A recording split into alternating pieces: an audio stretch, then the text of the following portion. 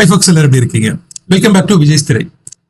சினிமான்ற ஒரு விஷயம் பார்த்தீங்கன்னா, நமக்குள்ள டே டு டே லைஃப்ல இருக்கிற எல்லா விஷயத்துலையும் ஏதோ ஒரு கம்பாரிசன்ல வந்து நம்ம சினிமாவை பார்க்க முடியும். மீம்ஸ் ஆகட்டும், ரீல்ஸ் ஆகட்டும், ஃபோன்ல பேசுற விஷயம் ஆகட்டும், அவர் சேட் வாட் எவர் இட், அது எல்லாத்துலயுமே வந்து சினிமாவோட தாக்கம் வந்து கண்டிப்பா இருக்கும். அதுக்கு வந்து மாற்று கருத்துமே கிடையாது.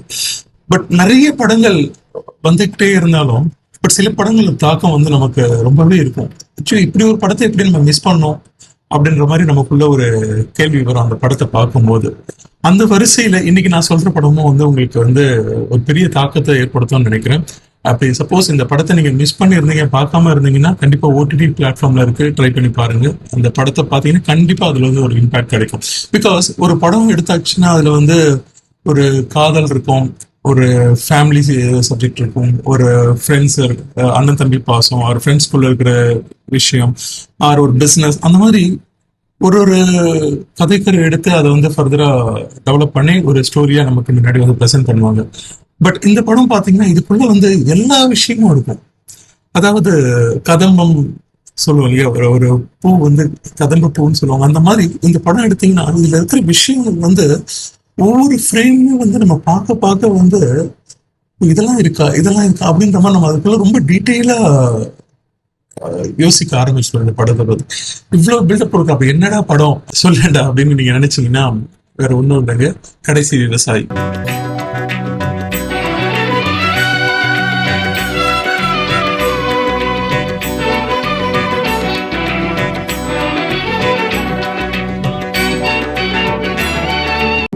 நீங்க யாரு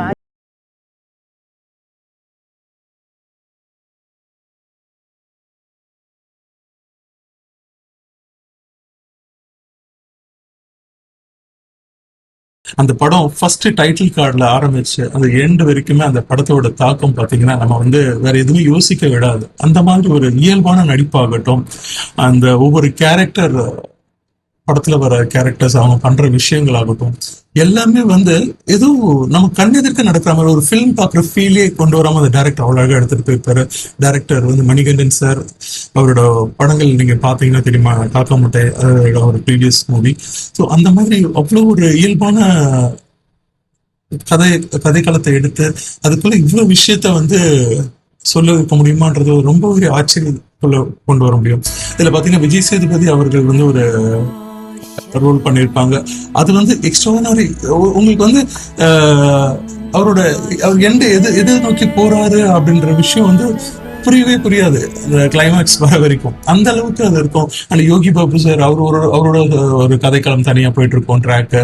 அண்ட் ஜட்ஜ் கேரக்டர் பண்ணியிருப்பாங்க, அவங்களோட கேரக்டர் ஆகட்டும், அவங்க பேசுற விஷயம், ஒரு கோர்ட்டுக்குள்ள முன்னாடிதான் வந்து ஒரு கோர்ட் சீன் காட்டினாங்கன்னா வந்து ரொம்ப ஒரு ப்ரொஃபஷனலா இருக்கும் இல்லையா, ஃபுல்லா தூய தமிழ்ல பேசுற மாதிரிலாம் இருக்கும். இது ரொம்ப இயல்பா ஒரு நம்ம இப்ப இருக்கிற சூழ்நிலையில ஒரு கோர்ட்ல ஒரு சீன் எப்படி இருக்கும் அப்படின்றது வந்து நம்ம கண்ணு முன்னாடி எடுத்து வந்து நிக்க வச்சிருப்பாங்க.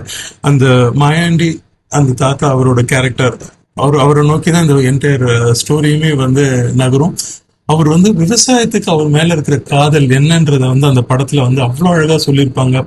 அண்ட் ஒவ்வொரு உயிரும் அந்த நெல் விதை நெல் சொல்லுவாங்க.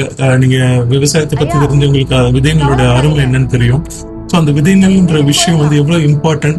அதாவது ஒரு அம்மா எப்படி அடுத்த ஜெனரேஷனுக்கு வந்து அதில் உயிர் கொடுக்குறாங்களோ அந்த மாதிரி அந்த விதை நெல் வந்து அடுத்தடுத்து வர நெற்களுக்கு வந்து உயிர் கொடுக்குற ஒரு விஷயம். அதை வந்து பாதுகாப்பா வச்சு அதை எப்படி வந்து பராமரிச்சு கரெக்டான நேரத்துல அதுக்கு நீர் கொடுத்து பூச்சிக்கொல்லி எதுவுமே வராம இருக்கிறதுக்கு பார்த்து அதை வந்து அழகா எடுத்துட்டு போயிட்டு கடைசியா அந்த நெல் எங்க போய் சேரணுமோ அதை அடையறதுக்கான பொறுப்பு எல்லார்கிட்டயும் இருக்கு.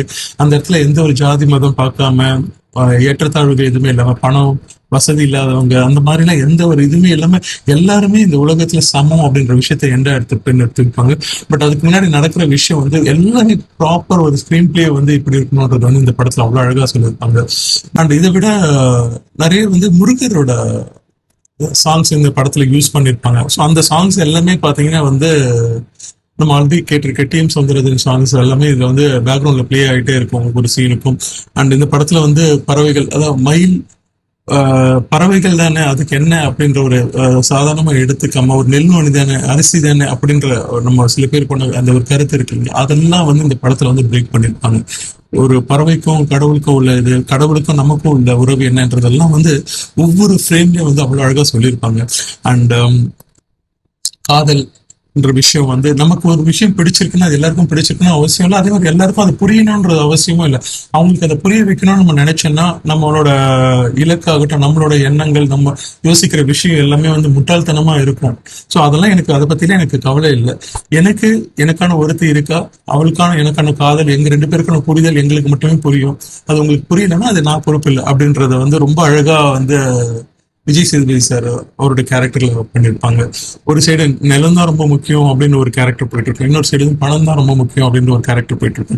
இதுக்குள்ளேயே பிசினஸ், ரியல் எஸ்டேட் பண்றவங்கல இருந்து ஒரு சட்ட ரீதியா வந்து சில விஷயங்களை சால்வ் பண்ண முடியலன்னா அது வேற எப்படி அணுக முடியும் அப்படின்ற ஒரு இடத்துல உயரதிகாரிகள் பண்ற விஷயம். கடைசியா அவங்க அதை திருந்தி வருத்தப்பட்டு அவங்களும் வந்து அந்த படத்தோட எண்டில் பத்தி எல்லாருமே கடவுளால படைக்கப்பட்ட எல்லாருமே சமம் தான். யாருக்குமே வந்து எந்த ஒரு வேறுபாடும் இல்லை, யாருக்குள்ளேயே எந்த ஒரு மனக்கசப்பு எதுவுமே இல்லாம ரொம்ப அழகா எடுத்துட்டு வந்து இந்த படத்தை முடிச்சிருப்பாங்க.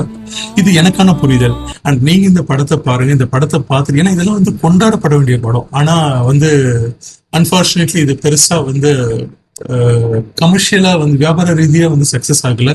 பட் நேஷனல் அவார்டு வந்து எல்லாமே வந்து இன்டர்நேஷனல் உலக சினிமா இதை வந்து கொண்டாடி இருக்கு இந்த படத்தை. நம்ம வீட்டு குழந்தைய நம்ம தான் அழகா பார்த்துக்கணும், நம்ம தான் வளர்க்கணும் அப்படின்ற மாதிரி இந்த படம் ஆல்ரெடி தியேட்டர்ல வந்து போயாச்சு. பட் இருந்தாலும் ஓடிடியில இருக்கு. இந்த படத்தை பார்த்துட்டு உங்களோட கருத்துக்களும், பட் நீங்க இந்த படத்தை ஆல்ரெடி பார்த்துருந்தீங்க, உங்களுக்கு பிடிச்ச என்ன விஷயமோ அதை வந்து கமெண்ட்ஸ் எங்களோட ஷேர் பண்ணிக்கோங்க. Thank you so much. அண்ட் இன்னொரு நல்ல சந்தர்ப்பத்தில் நம்ம மீட் பண்ணலாம்.